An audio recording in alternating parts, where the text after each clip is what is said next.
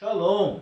Hoje estaremos falando um pouco sobre a paraxá de Balak, que inicia-se em Números, capítulo 22, do verso 2, a Números, capítulo 25, verso 9. No capítulo 22, vamos ler do verso 2 ao verso 4, diz o seguinte: E viu Balak, filho de Zippor, tudo o que fez Israel ao Emoreu. E temeu Moabe muito ao povo, porque era numeroso. Enfastiou-se Moabe por causa dos filhos de Israel.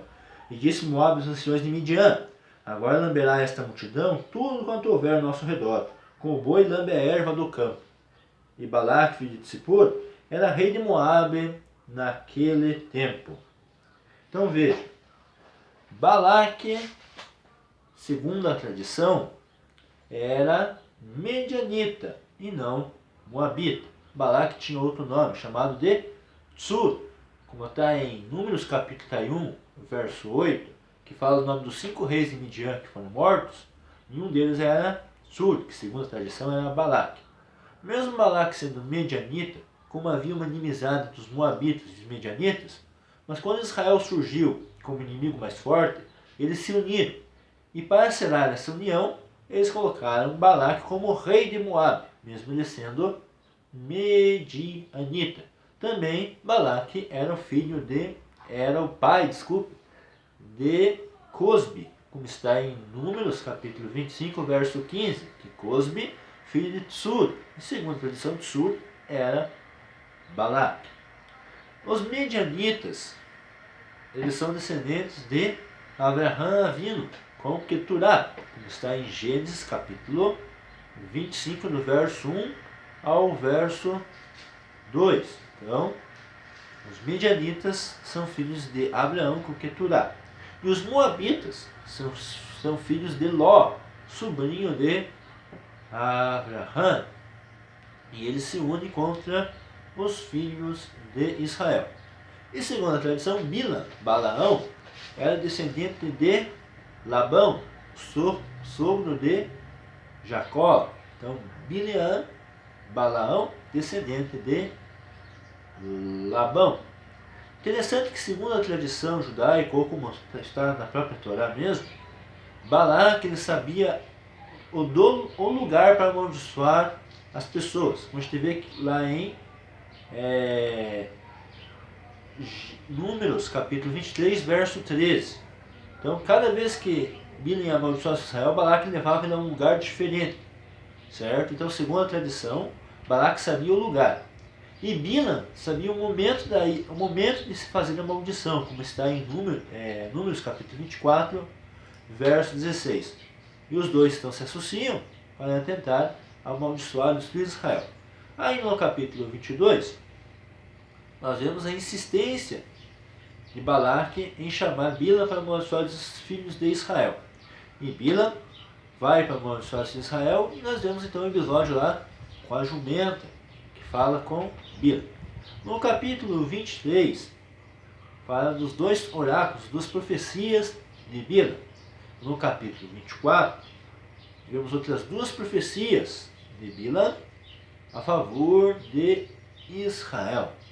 E também, como Bileã não conseguiu amaldiçoar com palavras ou profecias aos filhos de Israel, ela então aconselha a Balaque que envolva então as suas filhas, como nós vemos em Números, capítulo 25, que as filhas dos medianitas e dos moabitas fizeram os filhos de Israel errarem e servir a Baal Peor. Até que então Finéias, matando a Cosbi, filho de Tsur, e a Zimri, príncipe da casa de Simão, então cessou a praga, onde 24 mil israelitas foram mortos. Um assunto que eu queria falar hoje é do poder da palavra. Nós vemos a importância que uma palavra ela pode ter. O juramento. O mundo mesmo foi feito através da palavra de Deus, através do verbo. Lá em Gênesis, capítulo 31, no verso 45 ao 54, vamos ler. Gênesis, capítulo 31, no verso 45 ao 54. E tomou Jacó uma pedra e levantou-a como um monumento, E disse Jacó a seus irmãos: juntai pedras. E tomaram pedras e fizeram um montão. E comeram ali sobre o montão. E chamou-lhe Labão e a Igar Saadutá. E Jacó chamou o Galed, que significa monte da testemunha. E disse Labão: este montão seja testemunha entre mim e ti hoje. Portanto chamou seu nome Galed.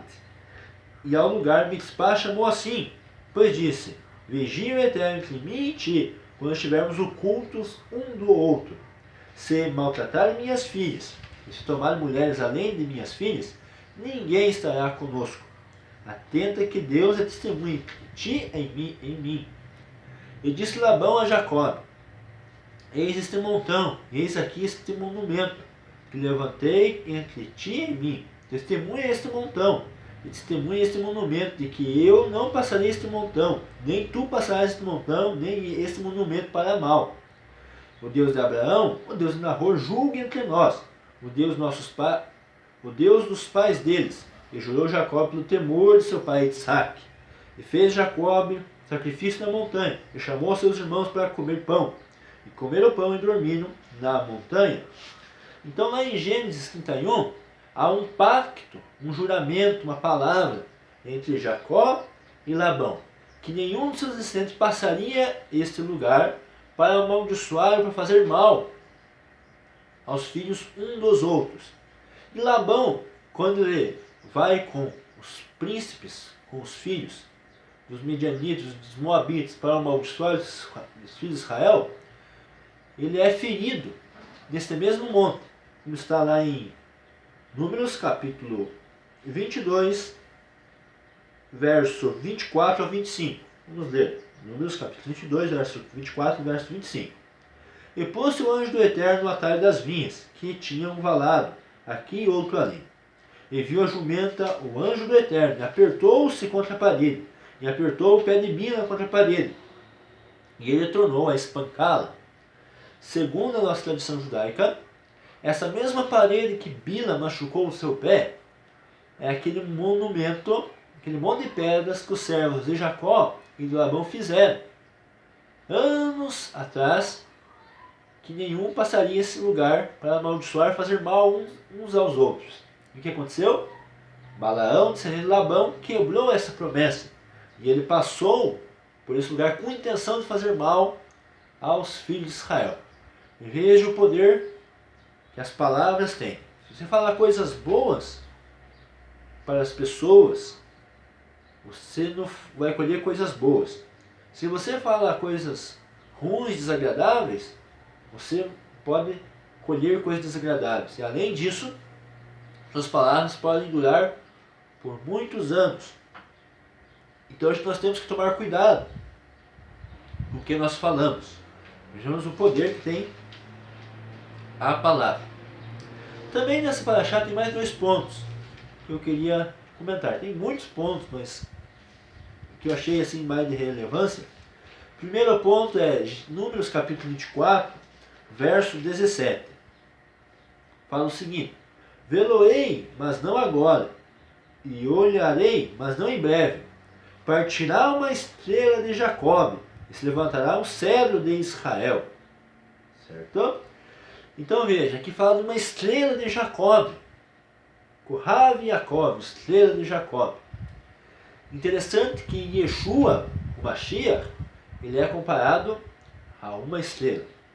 E aqui em Gênesis, uma profecia que Deus usou Bila para proferir, diz que no futuro Deus enviaria uma estrela de Israel, ou uma estrela de Jacob. E esse é o Mashiach. Lembrando que Mashiach, cada letra tem um acróstico para uma palavra. E a palavra Yud de Mashiach vem da palavra Inon, que quer dizer luz, brilhante, reluzente. Então uma das características de Mashiach é que ele traria luz para o mundo, certo? E Mashiach e Yeshua se encaixam nisso. Então se alguém falar para você que comparar o Mashiach a uma estrela é algo pagão, está errado. Porque na Torá já é dito que Deus enviaria uma estrela para Jacó, uma estrela de Jacó, correto? E na última paraxá, nós havíamos comentado um pouco sobre contra a imortalidade da alma. E eu falei que em todas as parashiot, praticamente em todas as parashiot, nós encontramos algo que fala contra a imortalidade da alma. E não é diferente dessa paraxá. Vamos ler lá, para encerrar, Números capítulo 23, verso 10. Números capítulo 23, verso 10. Quem contou o pó de Jacó e numerou a semente de Israel? Ó, interessante, Bilam sendo usado por Deus. Morra minha alma da morte dos justos que há entre eles. Seja meu fim como o deles. O que Bilam fala? Morra minha alma. E daí em hebraico esse verso é o seguinte. Tamot nafshi.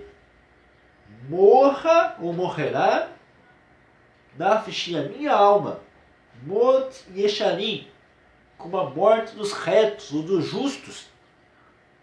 Utihie ahariti kamuhu, que minha morte seja como a deles e o meu fim seja como o deles, certo? Então veja, aqui Bilam fala, minha alma morra, então a alma morre.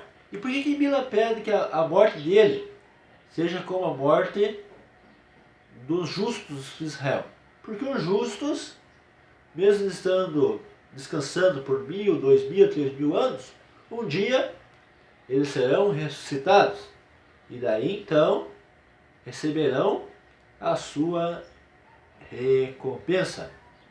Então é isso, que nós possamos ter muito cuidado com as nossas palavras, que possam falar palavras agradáveis para as pessoas. É isso, Shalom e Lehitraut. Até logo.